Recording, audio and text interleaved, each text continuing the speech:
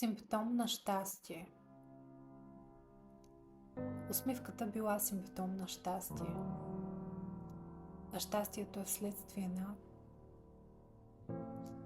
Ти каза ми да се усмихвам вечно, но вечно мога ли да се усмихвам аз?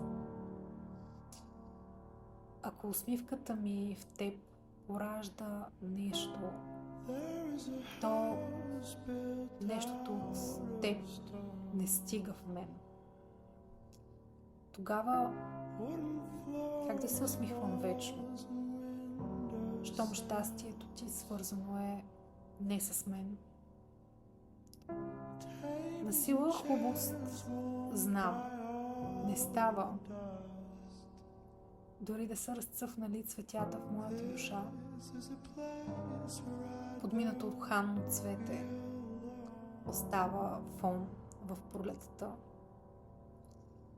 И каза принцът: хубави сте, но сте празни. За нас не можело да се умре. Любов ли бе да го опишеш? Навярно отговорът тук е не. Любов през моя мъничък прозорец. Любов с вкус на празнота. Но моята любов е всичко свято, което мога